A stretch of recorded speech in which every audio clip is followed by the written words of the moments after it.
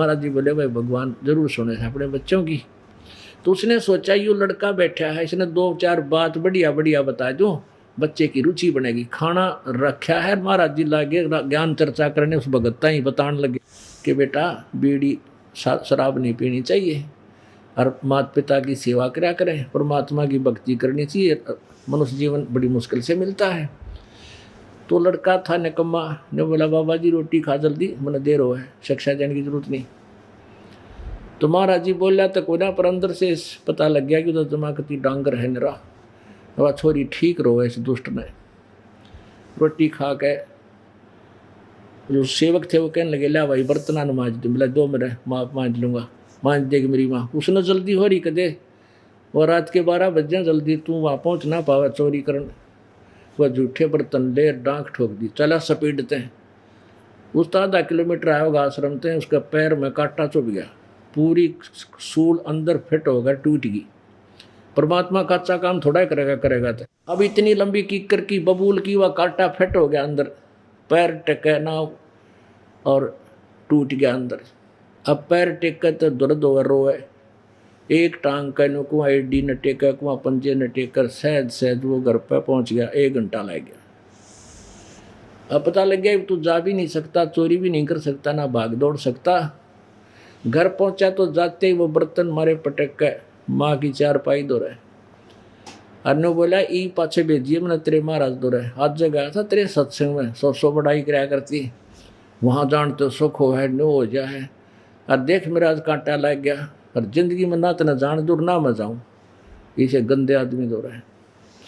अब मान और चिंता होगी है, भगवान देख किसी कर्म फूटे मेरे, हे मालिक आज इसका कांटा लगना था निकम्मे का, अभी इतना दुष्ट है ना आप जानना मन जान दे। चलो जैसा भी अपनी किस्मत को कोसती हुई उठी, जैसा भी ट्रीटमेंट गामा में होया करता, सरसों के तेल की एक गाय होया करती, वो बांध दी, सुबह नरम होया पाओगा कांटा निकाल देंगे। तो सुबह वो कांटा निकाल दिया, और वो माँ तो मुँह तो नहीं बोला, नो मुँह कर रहा, काली मान रहा कि लाखों रुपये गए उसके। तो क्या हुआ कि उसके साथियों ने बाट देखी, 12 साढ़े 12 थी, वो चले गए चोरी करने राजा के महल में। राजा का महल ऐसा सुनना ही था, उन बेवकूफ़ा की करड़ाई आ रही थी। वह जाते ही पकड़ लिए।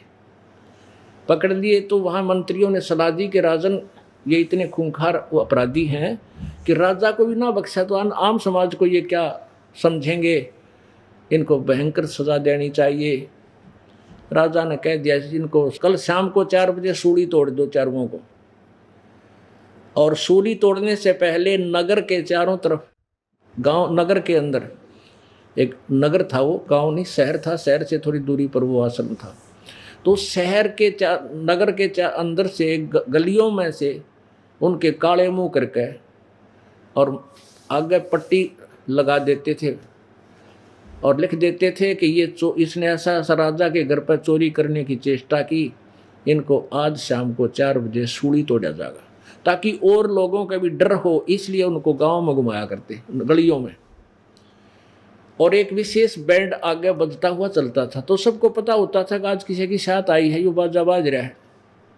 ऐसा जो बाजा बजा है तो किसी की सजा है। और सभी लोग गलियों में खड़े होकर अपने घरों के गेट का आगे देखा करते और किसको के सजा होगी। तो दोनों माँ बेटा अपने गेट के बाहर आकर खड़े हो गए। उधर से जब वो आए, उनका लठ मारे सिपाही, पुलिस सेना राजा के सिपाही कि बोलो अपना दोष बताओ। वो यूँ कहें कि हम चोर हैं, राजा के महल पर रात ने चोरी करने गए थे, भाई हमसे गलती होगी, साहब आप कोई ना करियो, आज हम शाम को 4 बजे सूली तोड़े जावांगे।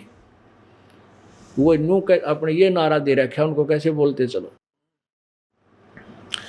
अब जब वो बच्चे वो जाली आगे न करता आगे न, वो बैंड बाजता जालिया सजा वाला, और उस बच्चे ने पहचान दे तेरे मित्र हैं भाई हुए, तो उसकी घीघी बंद गई। अब सारी बात याद आ गई, जय काल मेरा यूँ कांटा ना लगता तो आज मैं भी सूली टूटता और मेरी माँ का क्या हाल होता। अब वो माँ याद आई उसने, अगर मैं मर जाता तो मेरी माँ की क्या दुर्गति होती, या टक्कर मार मरो इसका कोई और था ही नहीं। तो जब माँ तो पहले आ ली, चलो देख कर उनका ठीक है जिसे कर्म करे भोगना चाहिए, ढेर डाने नो कह के माँ तो अंदर बढ़ गई और वो आकर बुरी तरह रोने लग गया अपनी माँ की छाती का लाग के। तो माँ ने सोची बेटा क्यों रोए है, तू तेरा कांटा भी निकलवा दिया। नो बोलिए माँ बुलाओ तेरे गुरु जी का, और तेरी तपस्या काम आ गई तेरे, जब काल मेरा कांटा ना लगता तेरे गुरु जी का भोजन नहीं देने जाता माँ, और तेरा बेटा नहीं था। तो वह कहने लगी रे निकम्मे क्यों, मेरा बेटा कोई चोर थोड़ा है, कहा माँ तेरा बेटा चोर था, मैं चोरी करने लग गया था माँ, मैं इनके साथ जाना था रात में। तब उसने कही रे निकम्मे तो चोर भी हो गया था, हकमा कति मैं महानीच हो लिया था, राज के बाद कान पकड़ू हूँ, तेरी गेल सत्संग में चला करूँगा और नाम लूँगा। नाम लिया और कल्याण हुआ। कहते संत शरण में आने से आई टले बला, जय मस्तक में सूढ़ी हुआ काटे में टल जाए। बोलो सतगुरुदेव। ब्रह्म पिता परमात्मा पूर्ण ब्रह्म सारी सृष्टि के रचनहार कुल मालिक कबीर देव कबीर प्रभु कबीर साहब अल्लाह अकबर अल्लाह कबीर गॉड कबीर, ये वही परमात्मा है जो बनारस में एक जुलाहे की भूमिका किया करते थे, जुलाहे का काम करते थे। जुलाहे वर्ण में वो प्रसिद्ध हुए। ये वो परमात्मा हैं जो सब ब्रह्मांडों के रचनहार हैं, कुल के मालिक हैं, सबके पालन पोषण करने वाले, धारण पोषण करने वाले। तत्व ज्ञान के अभाव से, तत्वदर्शी संत के अभाव से हमने इन अज्ञानी वेद ज्ञानहीन ऋषियों और संतों गुरुओं के जो सत्संग सुने, विचार सुने, उन्होंने हमारे अंतःकरण में सदग्रंथों के विपरीत लोक वेद भर दिया। उस लोक वेद को सभी संतों ने, जिनको हम महान संत मानते रहे और जिनको महर्षि की पदवी प्राप्त रही, जिनको हम महर्षि समझते रहे, उन सभी ने एक ही सिद्धांत बता दिया। तो पूरा मानव समाज उस अज्ञान के ऊपर दृढ़ हो गया। सभी ने एक ही बात कहा कि परमात्मा निराकार है, उसके दर्शन नहीं हो सकते, उसको देखा नहीं जा सकता, और केवल समाधि दशा में हम अपने अंदर, शरीर के अंदर, अंतःकरण में केवल प्रकाश देख सकते हैं प्रभु का, परमात्मा का हम केवल प्रकाश देख सकते हैं, देखते हैं। पुण्यात्माओं, ये विचार करने की बात है, जैसे कोई कहे कि सूर्य निराकार है, उसका हम केवल मकान के अंदर प्रकाश देख सकते हैं, किसी जंगले में है। तो क्या उस व्यक्ति के विचार स्वस्थ हैं? क्या वो व्यक्ति नशा नहीं कर रखा होगा ऐसे व्यक्ति ने? ऐसा व्यक्ति या तो ऐसी व्याख्या या तो अंधा कह सके, सुनी सुनाई किसी पे, और या कोई नशे में पड़ा हो वो बोल सकता है। कहने का भाव ये है कि या तो महामूर्ख ऐसी बातें करेगा, विद्वान पुरुष ये नहीं कह सकता कि सूर्य निराकार है, उसका प्रकाश हम देख सकते हैं। अरे सूर्य बिना प्रकाश किसका देखा तुमने? जब सूर्य निराकार है उसको तो देख नहीं सकते, और उसका प्रकाश देख लिया तो सूर्य बिना प्रकाश किसका? अब डिवाइन लाइट, ईश्वरीय प्रकाश, हम कहें ट्यूब लाइट यानी ट्यूब का प्रकाश, और ट्यूब को कहें ये तो निराकार है, वो तो दिखाई नहीं देती, ट्यूब का केवल प्रकाश देखा जा सकता है। तो वो व्यक्ति अंधा है, ब्लाइंड है, और किसी अंधे पर सुन रखी है ये टिप्पणी, और उसी का प्रचारक बना हुआ है। ये दशा थी परमेश्वर कबीर जी के अतिरिक्त। परमेश्वर कबीर जी ने जो ज्ञान बताया वो श्रेष्ठ है कि परमात्मा वो स्वयं है, हम ही अलख अल्लाह हैं, कुतुब गोस और पीर, कह कबीर खालिक दनी मेरा नाम कबीर। परमेश्वर ने स्वयं बताया कि मैं ही वो परमात्मा हूं, मैं ही वो सब सृष्टि का रचनहार हूं। ए स्वामी सृष्टा में सृष्टि हमारे तीर, और कह गरीबदास अधर बसूं अवगत सच कबीर। मैं ऊपर रहता हूं, सबसे ऊपर सतलोक में, और मेरा नाम कबीर है। परमात्मा से परिचित महापुरुषों ने, आदरणीय धर्मदास साहिब जी ने, आदरणीय मलुकदास साहिब जी ने, आदरणीय दादू दास साहिब जी ने, आदरणीय गरीबदास साहिब जी ने, आदरणीय नानक साहिब जी ने, आदरणीय घीसा दास साहिब जी ने, इन महापुरुषों के बारे में तो दास परिचित है कि इन्होंने परमात्मा पाया, और उन्होंने यही बताया कि वो परमात्मा साकार है, मनुष्य सदृश है, सशरीर है, उसका नाम कबीर है। और ये वही भगवान है, वही प्रभु है जो बनारस में धानक बनकर 120 वर्ष तक धानक का काम करता रहा, जुलाहे का। तो इसलिए वो जुलाहा कहलाए। ये सर्व ब्रह्मांडों के रचनहार और सबके संचालक, ओवरऑल कंट्रोलर हैं। इस तत्व ज्ञान से अपरिचित होने के कारण अज्ञानी ऋषियों और महर्षियों को हम पूर्ण परमात्मा प्राप्त जानकर उनके द्वारा दिए गए व्याख्यानों को हम श्रेष्ठ मानते रहे और उन्हीं के बताए अनुसार साधना करते रहे, जिस कारण से मानव का पतन ही होता चला गया। क्योंकि जब तक हम परमात्मा की शक्ति से, पावर से नहीं कनेक्ट होंगे तो हमारे कोई भी कार्य जो जीव के बाहर की बात है, जो जीव से नहीं हो सकते, तो वो नहीं हो सकते। अब जैसे इतनी बड़ी बड़ी क्रेन बन गई और ऐसे बड़ी बड़ी फैक्ट्रियां चल रही हैं एक इलेक्ट्रिसिटी तक, बिजली से, उस पावर से जो हम हाथ से काम नहीं कर सकते थे, अब बिजली उसको सेकंडों में कर डालती है, उसकी पावर। तो ऐसे ही परमात्मा की पावर जब हमें मिल जाएगी तो वो काम करेगी जो मनुष्य नहीं कर सकता। और इसीलिए परमात्मा की तलाश थी कि वो ऐसे काम करे जो हम नहीं कर सकते। और इन अज्ञानी संतों ऋषियों ने बता दिया कि इन्होंने परमात्मा को लूला लंगड़ा सिद्ध कर दिया कि न तो भगवान नरसिंह जी की उंडी ले सकता, जैसे नरसिंह भगत की ने 500 रुपये एक संतों को लिखकर दे दिए थे कि भाई आप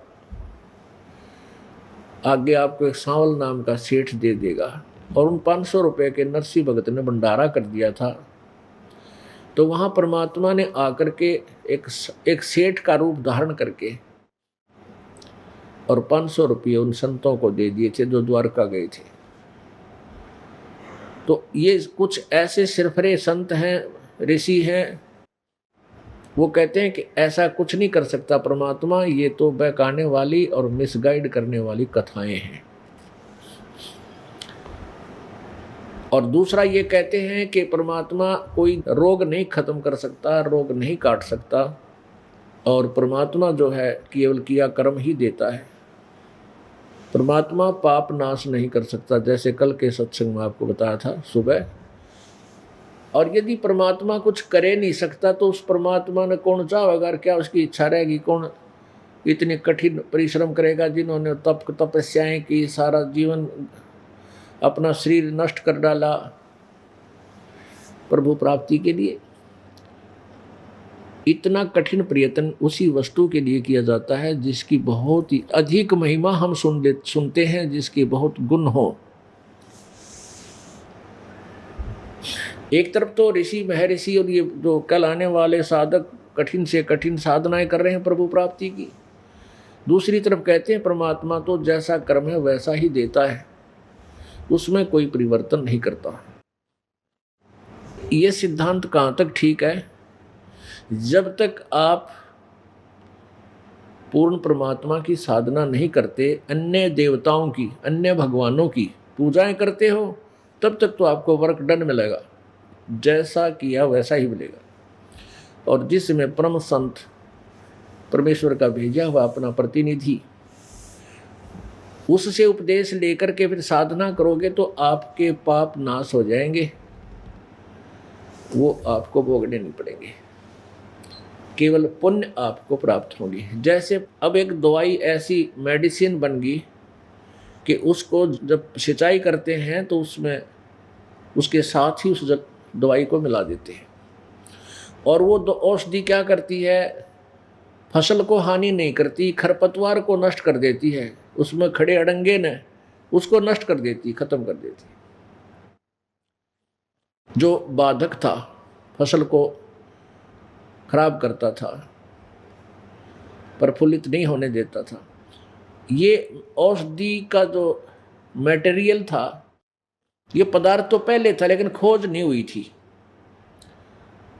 इसी प्रकार ये जो मंत्र है जिससे पाप कटते हैं, वो पहले ही अपने सदग्रंथों में विद्यमान था, लेकिन इन नकली ऋषि में ऋषियों ने उल्टे नाम जपवा दिए, उल्टे नाम बता दिए शास्त्र विरुद्ध, हम उनको सत्य मान कर जपते रहे, और वो वास्तविक मंत्र हमारे सदग्रंथों में विद्यमान था।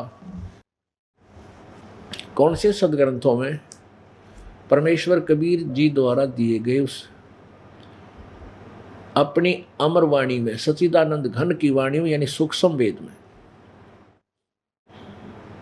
और ब्रह्म तक की साधना का वास्तविक ज्ञान गीता जी में लिखा है कि केवल एक ओम मंत्र है, नथिंग एल्स, और कोई मंत्र नहीं। तो उसको छोड़ करके पता नहीं क्या क्या मंत्र बना दिए, ओम नमः शिवाय, ओम भागवते नमः शिवाय, गणेशाय नमः, ओम गणेशाय नमः, ओम एमे नमः, पता नहीं क्या क्या बना रखे। ये मंत्र नहीं थे।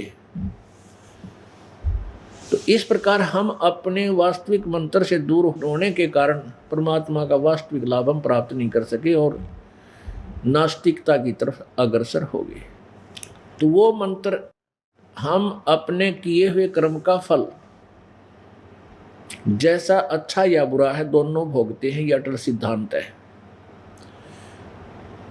और ये कब तक है? जब तक हम परमेश्वर पूर्ण ब्रह्म की साधना शास्त्र अनुकूल विधिवत परम संत जो अधिकारी उससे लेकर नहीं करते हैं, तब तक तो ये विधान नौकानु रहेगा, इसमें कोई परिवर्तन नहीं हो सकता। ना ब्रह्म कर सकता, ना परब्रह्म कर सकता, ना ब्रह्मा विष्णु महेश उसमें कोई चेद नहीं कर सकते। केवल परम अक्षर ब्रह्म पूर्ण परमात्मा सत्य पुरुष यही कर सकते हैं। तो इस प्रकार अभी तक हम जो साधना करते थे और जो ज्ञान हमें प्राप्त था वो लोक वेद था। परमेश्वर कहते हैं पीछे लग गया जाऊं था मैं लोक वेद के साथ, रस्ते में सतगुरु मिले भाई दीपक दे दिया हाथ।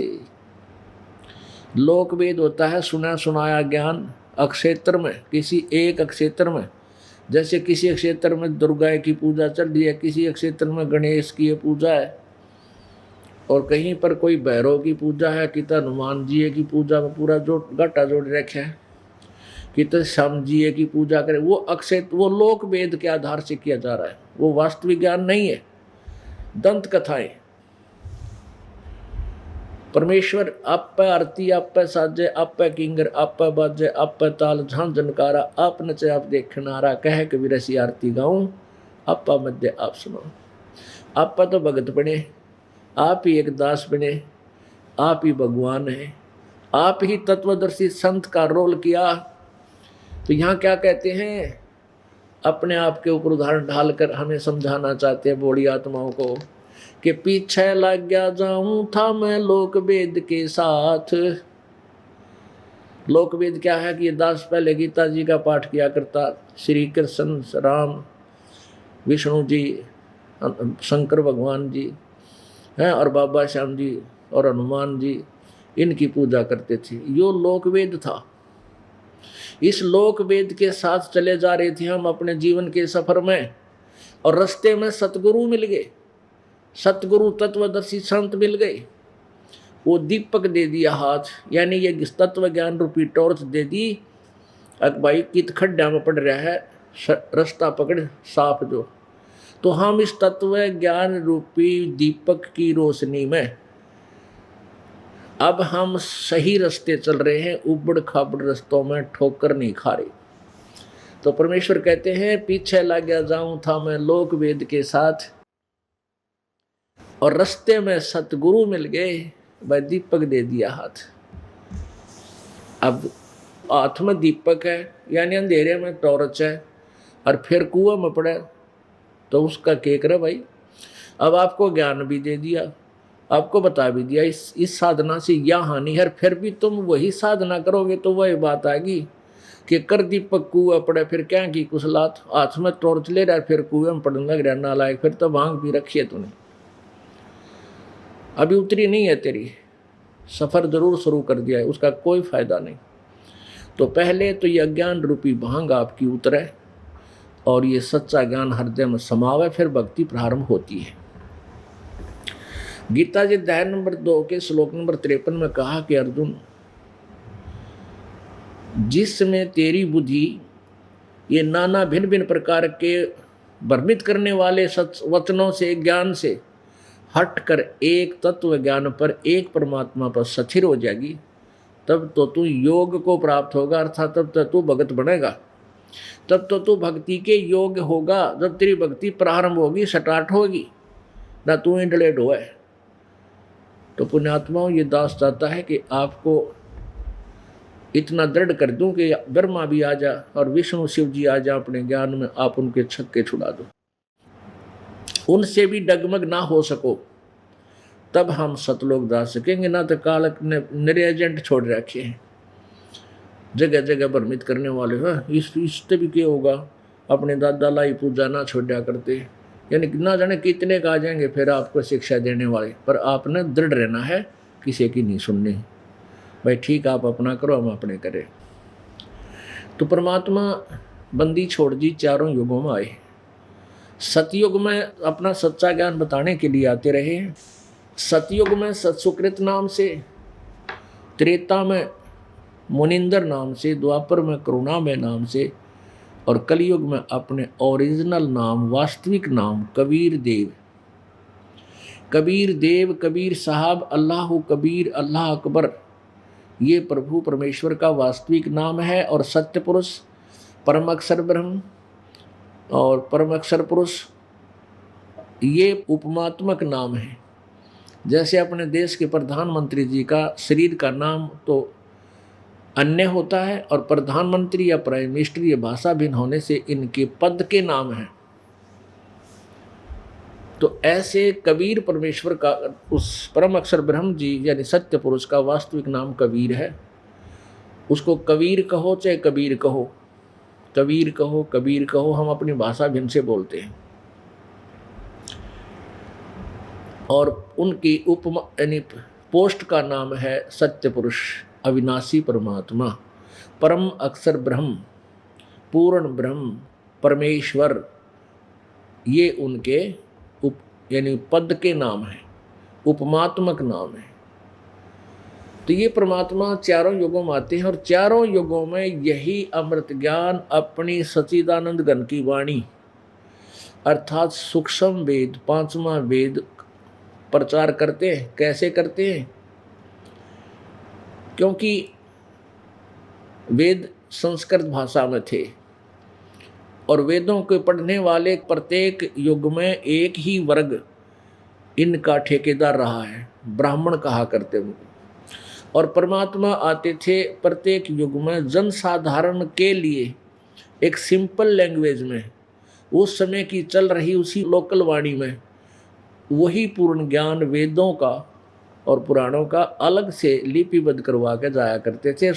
जैसे हमने कोई सामान बेचना है, किसी गांव में जाकर खड़े हो जाएंगे, अपना सामान खोल के आवाज़ लगाएंगे, ले लो भाई प्याज, ले लो प्याज, बहुत बढ़िया हैं, देख इतने अच्छे हैं, किसी मोटे मोटे इसके दल हैं। तो 10-20 लोग इकट्ठे हो जाएंगे, फिर वह प्याज को लेगा, ले लेगा ना, तो नो जरूर का भाई प्याज बेचनी आ रहा है, वहाँ खड़ा है। तो परमेश्वर कबीर जी अपनी वाणी को कहीं भी खड़े होकर के और आप पे गाड़ लग जाया करते, कहीं भी खड़े हुए चौराहे पर या किसी नगर में, और ऊंची आवाज में आवाज लगाते थे। क्या कहते थे? राम नाम रटते रहो, राम नाम रटते रहो, जब तक घट में प्राण कब हो तो दीन दयाल के बिनक पड़ेगी कान। कबीर लूट सको तो लूटियो राम नाम की लूटे, पीछे फिर पछताओगे प्राण जाएंगे छूट। अब अपनी इस लोकोक्तियों के माध्यम से, कविताओं के माध्यम से, शब्दों के माध्यम से परमात्मा ऐसे अपनी अपनी महिमा आप पर गाया करते। परमात्मा की आवाज़ को सुनकर इस अमृतवाणी में, परमात्मा की अमृतवाणी में विशेष कसक है। आत्मा एकदम फड़क कर देखती है, या उसको खींचती है आत्मा को परमात्मा की वाणी। तो वहाँ 20, 30, 50, 100 आदमी जो तमाशा देखनी है वो इकट्ठे हो जाते।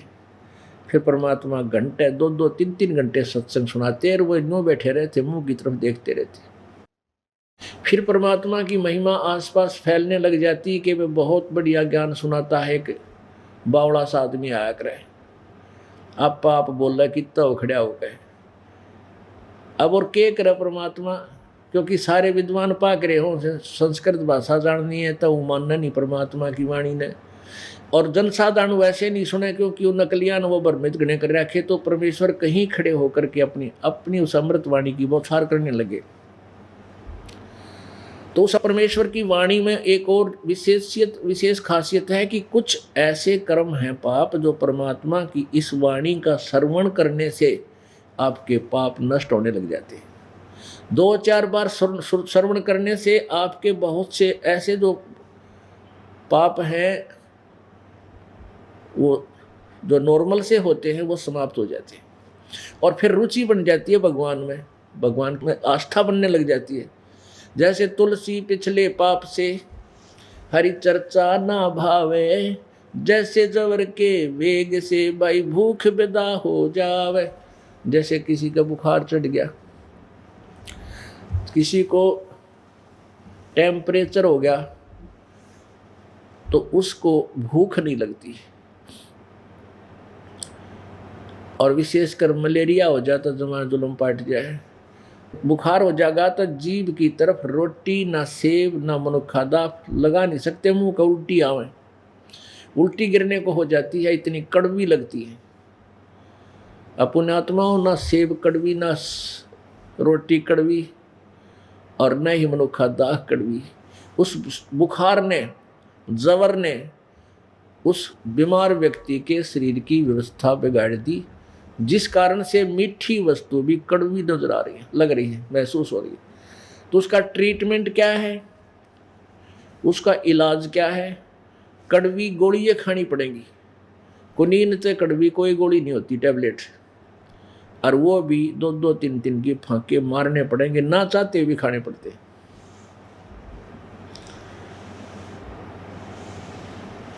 पुण्यात्माओं, कुछ ऐसी टेबलेट हैं जिनके ऊपर शुगर कोटिंग होती है। ऐसी टेबलेट है, अंदर तो उनमें दवाई घनी कड़वी हो है, और उसके ऊपर शुगर कोटिंग होती है। जैसे कैप्सूल है, कैप्सूल की दवाई बहुत कड़वी होती है, इसलिए कैप्सूल रूप बनाया गया उसको। एक ऐसा ऊपर बना दिया उसका कवर सा, जिसके अंदर डाल कर और पानी के अंदर ले ले तो कड़वी ना लगती, वह अंदर जाकर अपना काम करती। तो परमात्मा ने ये शब्दों वाली जो गाना लोकोक्तियों के माध्यम से, तो ये इसलिए लोकोक्तियों के माध्यम से शुरू किया कि ये शुगर कोटेड कर दी थोड़ा सा परमात्मा की दवाई, और इसने आराम से आम आदमी कानों के माध्यम से प्रवेश करवा लेता है, सुन लेता है।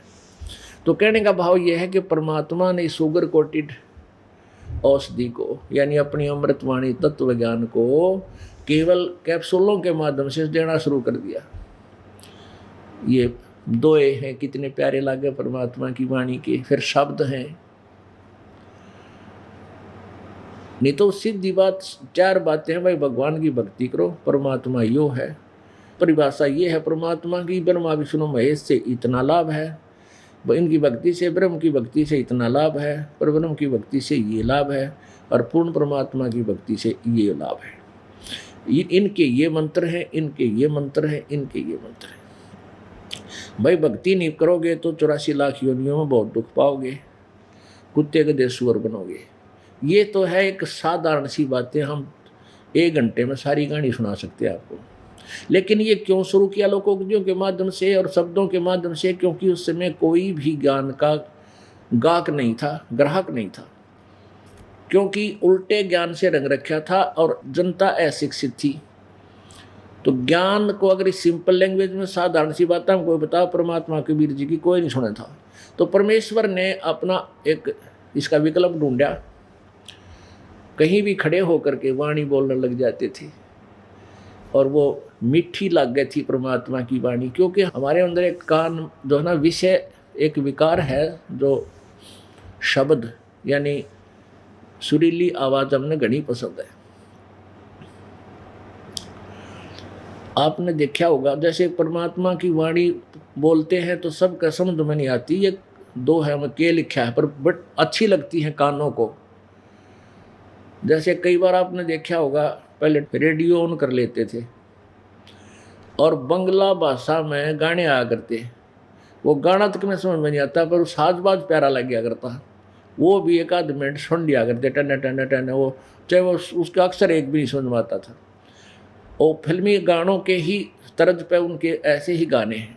तो ऐसे ही परमात्मा ने चाहा कि ये मैं जो दोहों के माध्यम से, कविताओं के माध्यम से बोल कर सुनाऊंगा तो ये थोड़ी बहुत देर सुन लेंगे उस बंगला वाले गाने की तरह।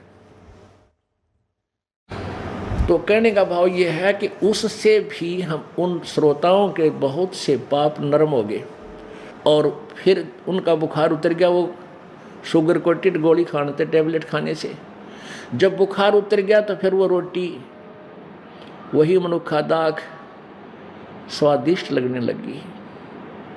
चाहे सूखी रोटी मिल जाए, जब बुखार उतर गया और बहुत चाव से खा लेता है। तो पुण्यात्माओं, ऐसे ही परमात्मा ने जगह जगह जाकर के अपने आप खड़ा होकर के कहीं कहीं एक तारा लेकर के सुनाने शुरू कर देते थे। तो क्या हुआ कि जो उनकी रेंज में आगे जिन्होंने सत्संग सुन लिया, परमात्मा के वचन सुने, उनके बुखार उतर गए, कुछ पाप नरम हो गए। फिर उनका चाव चढ़ गया उस परमात्मा की वाणी सुनने का। फिर वो ढूंढने लगे अब कहाँ सत्संग करेंगे महाराज जी। तो फिर वही व्यक्ति 100 कोस जा करके 20 मील चल के और सत्संग सुनने लगे। ऐसे प्रत्येक युग में ऐसे आते हैं और कई लाखों की संख्या में परमात्मा की अनुयायी बन जाते हैं, क्योंकि उनकी वाणी में भी ऐसी शक्ति है कि वो पाप कटते हैं। जैसे हम ये सत्संग परमात्मा की महिमा आपको सुना रहे हैं, ये ज्ञान यज्ञ है और इस ज्ञान यज्ञ समर्थ वाणी से भी आपके बहुत से पाप नष्ट होते हैं। और फिर ऐसी रुचि बन जाती है कि आप अब देख रहे हैं कई तो प्रत्येक सत्संग में आ रहे हैं, महीने में 2-2, 3-3 बार। आपका बुखार उतर गया, आपको ये मनुखा, अब ये रोटी अच्छी लगने लगी, आप स्वस्थ हो गए। तो पुण्यात्मा, परमात्मा के ये लक्षण हैं, ये है कि वो ऐसे आता है और अपनी महिमा आप पे गा के आप सुनाता है। तंबूरे लेकर भी गाता, तंबूरे माने एक तारा लेकर भी सुनाता था। और प्रत्येक युग में ऐसे कबीर सा परमात्मा के साथ इन काल के एजेंटों ने ऐसा ही दुर्व्यवहार किया। ऐसे ही सतयुग में ये मनु जैसे और अन्य जो भी ऋषि थे, उनके उस समय परमात्मा कहते थे भगवान साकार है और मनुजी कहते थे भगवान निराकार है, क्योंकि ब्रह्मा पर ज्ञान प्राप्त था उनको। ब्रह्मा जी को कह का पता कोई ना वेदों के बारे में। तो परमेश्वर कहते थे कि परमात्मा सभी पाप नाश कर देता है और वो नकली ऋषि कहा करते प्रारब्ध तो भोगने से ही समाप्त होता है। कहने का भाव ये है कि परमेश्वर तो सत्य बोले, सच्ची बात कहें, शास्त्रों के अनुकूल बोले। और वो जो महर्षि पाक रहे थे मनु जैसे, वहाँ वशिष्ठ जैसे, ये कहें कि ये जो सत सुकृत है, जैसे सतयुग में सत सुकृत जो है ये उल्टी खोपड़ी का आदमी है और सारी उल्टी बात कहता है। तो कबीर साहब को वामदेव कहने लगे, वामदेव। वाम उस व्यंग्यात्मक तरीके से बोलते थे कि वो आ गया वामदेव। वामदेव माने उल्टी खोपड़ी वाला, यानी उल्टा बोलनिया। वाम माने उल्टा, जैसे एक तो राइट हैंड, ये तो सीधा हाथ, इसको क्या करें उल्टा हाथ, बामा यानी उल्टा। और अब क्या बताते थे उनको, पहले तो सुनाते थे अपने आप को छुपा करके कि भाई परमात्मा सतलोक में रहता है, और वही दूसरा रूप बना करके यहाँ पृथ्वी लोक पर आकर के अपनी महिमा का आप पर प्रचार करता है।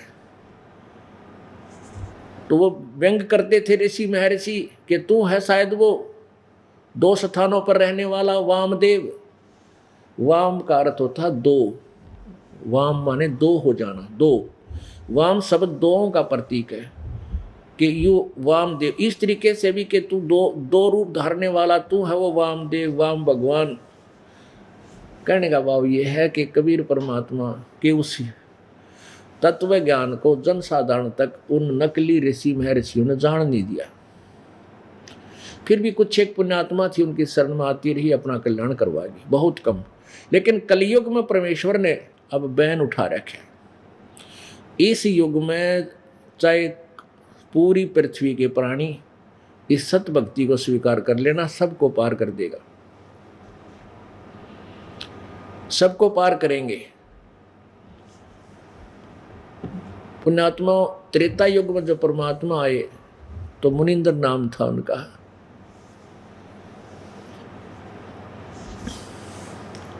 मुनिंद्र नाम से प्रसिद्ध थे, मुनिंद्र ऋषि रूप से।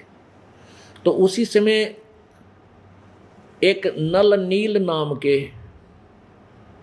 नल और नील ये दो आपस में मतलब मौसी के बेटे थे और आपस में बहुत अच्छे मित्र थे। उनको बहुत भयंकर बीमारी थी। उन्होंने सभी ऋषि महर्षियों से जाकर के अपने कष्ट संकट निवारण की प्रार्थना की थी। पहले तो जिस भी गुरु के पास जाते थे वो कोई जंतर मंत्र साधना, कोई वेद का मंत्र बोलता था, इसको पढ़ ले भाई, इतनी बार डेली जाप कर लेना, इतना ऐसे कर लेना तो ठीक हो जाएगा। जब किसी से कोई लाभ नहीं हुआ तो प्रत्येक संत ने, प्रत्येक ऋषि ने ये कह दिया कि भाई बेटा नल और नील ये तुम्हारे प्रारब्ध का कर्म है, तुमने भोगना ही पड़ेगा, ये किसी प्रकार भी ठीक नहीं हो सकता, कि वह कर्म तो बेटा भोगना ही पड़ता है, ये तो भोग कर ही समाप्त करना होता है। जिसके पास भी गए उन्होंने पहले तो अपने जंतर मंत्र बताए, जब नहीं कुछ हुआ तो यही स्टेटमेंट सुना दी। अब दोनों ने ये सोच लिया कि अब तो तुम्हारी मृत्यु तक ये कष्ट रहेगा, और ज़्यादा चिंतित होकर बहुत मायूस रहने लगे, बहुत पीड़ित थे। एक दिन उन्होंने परमेश्वर मुनिंदर रूप में आए हुए सत्य पुरुष कबीर जी का सत्संग सुनने का सुअवसर मिला। जो ही परमात्मा ने अपना ज्ञान और ये प्रचार और अपनी वाणी शुरू की, कुछ तो राहत सी उनको मिली। और फिर जो ही सब भक्त आ रहे थे, चरण छू रहे थे, आशीर्वाद परमात्मा दे रहे थे, नल और नील ने जो ही परमात्मा के चरण छुए और परमात्मा कबीर जी ने दोनों के सिर पे हाथ रखा, वो तुरंत स्वस्थ हो गए। ऐसे स्वस्थ हो गए जैसे उनका बीमारी ठीक हो नहीं। तो दोनों ने चरण पकड़ दिए और कहा, प्रभु आप तो सचमुच परमात्मा अवतार आए हो। और ऐसे ऐसे पूरी कहानी खड़ी होकर के सभी श्रोताओं में बताई, भाई हम इतने दिन से बीमार थे और हम ऐसे ऐसे ना जाने कितने ऋषि संतों के पास जा लिए, उन्होंने मैं ये कह दिया था कि तुम्हारा ये प्रारब्ध का कर्म है और तुम्हें भोगना ही पड़ेगा। और हम तो कति हताश हो गए थे, जीवन से निराश हो गए थे।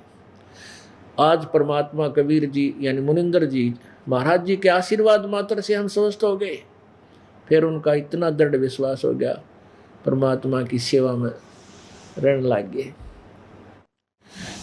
तो पहले ये सत्संग परमात्मा भंडारे किया करते थे, नदियों के किनारे, दरियाओं के किनारे होते थे पानी का। वैसे आजकल तो हैंडपंप और कुएं काय बना रखे उस समय नहीं थे, वो बहुत गहरे होते थे पहले सतयुग त्रेता में।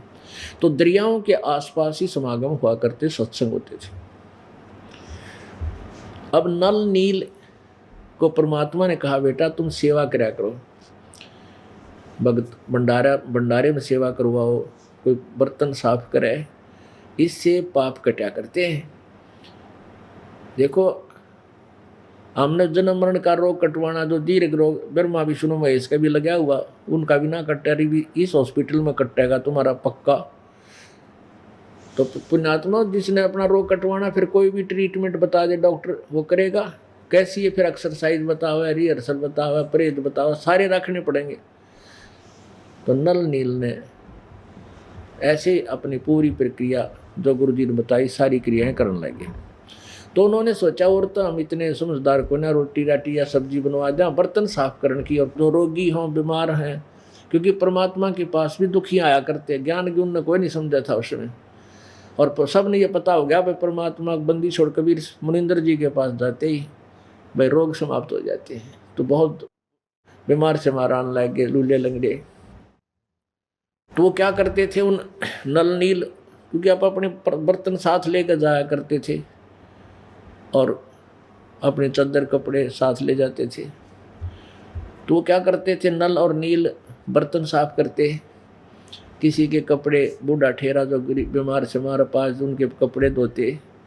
तो जो भी सत्संग में चर्चा सुनते, सत्संग के बाद वो सेवा में जाते।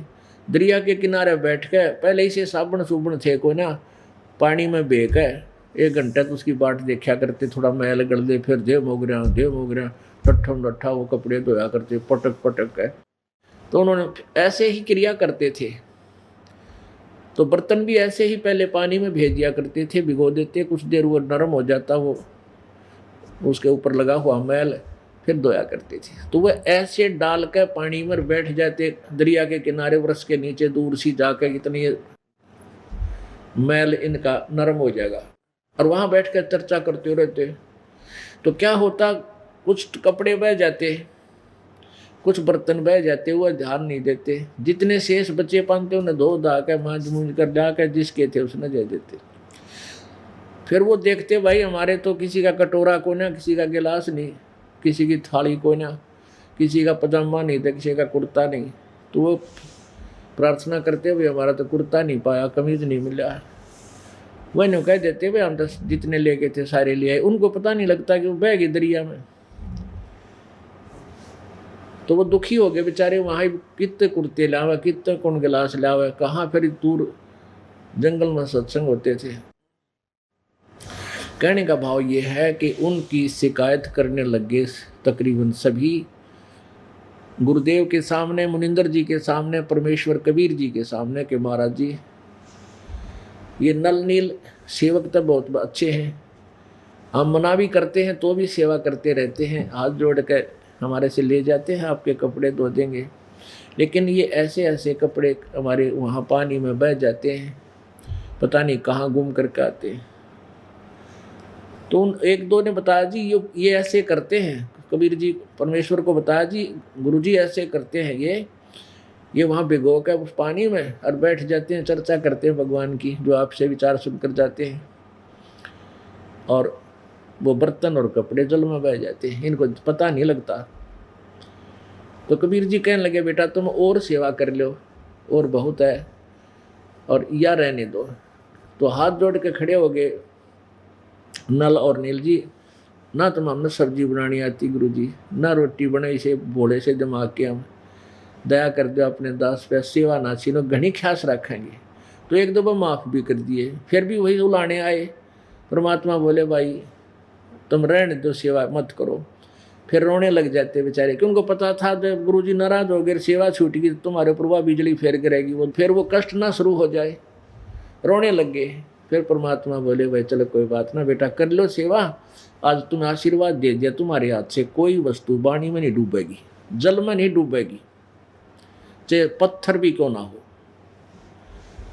आशीर्वाद परमात्मा का वचन अटल सिद्ध हुआ। तो उनके हाथ से जो वस्तु उन्हें धर दी वहीं रहती थी, इधर उधर भी नहीं होती थी, जब तक वो ना हाथ ला ले। कितना तेज पानी बहता रहा, वो वस्तु वहां से हली नहीं, टस से मस नहीं होती थी। अपने आत्माओं, ये तत्व ज्ञान है जो आपके समक्ष एक पूर्ण रूप से अज्ञान हटा देगा। कबीर परमात्मा जी जब त्रेता युग में आए हुए थे, एक बार श्रीलंका में चले गए। श्रीलंका में एक चंद्र विजय नाम का भाट था, और वो राजा रावण का खास वो था गवैया। यानी उन्हें पहले क्या होता था, ये साधन होते थे भाट डूम, ये राजाओं के सामने जाकर चुटकुले चटकुले सुनाते थे, कोई गाने गुणे सुनाते थे, उनकी रिक्रिएशन कराया करते थे। उनकी जो है ना, आजकल दे टीवी हो गए, गाने गुणे सुन ले हैं, फिल्म देख लेते, वो उनकी अम्यूजमेंट का साधन था। तो भाट वहाँ जाकर के राजा रावण की प्रशंसा करा करते, तुम राजाओं के राजा हो, तुम बड़े बलशाली हो, यानी उनकी महिमा गाया करते थे। और चंद्र विजय की पत्नी वो मंदोदरी रानी के पास जाती थी और नरी बूंदी बूंदी कथा सुना के, बेहुदी बातें सुना कर रानी न सहाया करती थी। पहले इसी साधन होया करते, इस तरह के ये होते थे। और उसके बदले में उनको वो कुछ वस्त्र दे देते, कुछ पैसे दे देते, कुछ भोजन दे देते, डाल देते, वो ले आते। इस तरह उस भाट का परिवार का गुजारा चल रहा था। 16 सदस्य थे उनके, कुछ पुत्रवधू, फिर पौत्र पुत्री, यानी सारे मिलाकर 16 सदस्य थे। एक दिन परमात्मा जब वहां गए श्रीलंका में, चंद्र विजय भाट के द्वार के थोड़ी सी दूरी पर सुबह सुबह एक वृक्ष के नीचे बैठ गए। और चंद्र विजय सुबह सुबह सैर सपट्टे को जाता था, उठकर चला बाहर। सामने महात्मा रूप में, ऋषि रूप में परमेश्वर विराजमान थे। और धार्मिक लोग सभी होते थे, सभी वर्ण के परमात्मा को चाहने वाले होते थे, चारों वर्णों के आदमी डरने वाले होते थे भगवान को। और ऋषि रूप में परमात्मा मानते थे कि ऋषि लोग भगवान से मिले हुए होते हैं, तो साधु संत फकीरों की बहुत आदर करते थे। तो चंद्र विजय ने जाकर के नतमस्तक हुए, चरणों में शीश रखा। परमात्मा ने पूछा, भाई कौन हो? उन्होंने बताया, जी मैं भाट हूँ, राजा रावण का खास भाट हूँ, और मैं अपनी उनको गाने गुणे सुनाता हूँ, और ये दास का अपना यहाँ मकान है। तो वो बैठ के परमात्मा ने चर्चा करी, बेटा भक्ति कराया करो, परमात्मा का नाम बजना चाहिए, मनुष्य शरीर बार बार नहीं मिलता। तो चंद्र विजय भाट कहने लगा, महाराज जी भक्ति तो हम करते हैं, भगवान विष्णु की करते हैं, भगवान शिव की करते हैं, हमारा राजा है ना रावण, ये शिव का पुजारी है, और हम भी शिव की भक्ति करते हैं। फिर परमात्मा ने वो तत्व ज्ञान शुरू किया। 1 घंटा बैठा रहा, उठा है कोई नहीं। तो उसने बहुत ही अच्छा लगा, तो कहने लगा, भगवान एक बार आपके दास का मकान है, यहाँ चलो। परमात्मा बोला, भाई पहले नाम ले, भक्ति समझ मावत चालू ना, नून ऐसे नहीं जाया करता मुझसे घर पर। तो उसने और अच्छी तरह अपने शंका समाधान करवा कर नाम ले लिया। और फिर परमात्मा उनके घर में गए, बच्चों को सबको समझाया, ज्ञान दिया, पर उस समय तो मान्य नहीं। फिर दोबारा फिर गए परमात्मा, महीने 2 महीने के बाद। तब तक चंद्र विजय ने सारी कथा सुनकर पूरे परिवार को सेट कर दिया, बेटा अब क्या गुरु जी आओ तो सारे नाम लियो। तो उसकी पत्नी ने भी, बच्चा ने भी, बेटियां ने भी, सब ने, उसकी पुत्रवधुओं ने, सब ने नाम ले लिया। 16 के 16 सदस्य भगवान के शिष्य बने। अब वो ज्ञान जो परमात्मा 1 हफ्ता रुके सबको सुनाया करते, वो चंद्र विजय की रानी जो थी कर्मवती, उसने भी ये सृष्टि रचना सारी गोट ली। अब वो जाकर के मंदोदरी रानी ने सुनाने लगी ये कथा जो परमात्मा का सत्संग सुना करती थी। वह मंदोदरी उसकी बात न सुनर गणिया से न हो गए अड़ंगे, तो तेसी बूंदी बोलिया करती, तेरे मुंह में कदे शुभ वचन मैंने सुना नहीं आज तक, क्योंकि ऐसी गंदी गंदी बातें सुनाया करती राजी राखण खातिर रानी ने। और अब तू इतनी सुथरी बात, ये भगवान की चर्चा कहाँ से ले आई? इस तेरे इस कुपात्र में यो इतना बढ़िया ज्ञान किसने भर दिया? क्योंकि वो अब खुली हुई थी आपस में, सारी अच्छी अच्छी मंदी बतलाती थी तो खुल गई थी। तो उसने खूब समझाया कि रानी ठीक है, जब तक मैं हमें कोई वस्तु ना थी हमारे पास तो जो भर रखा था वो बोला करती, अब वो बात मेरी बोलने जी नहीं करता।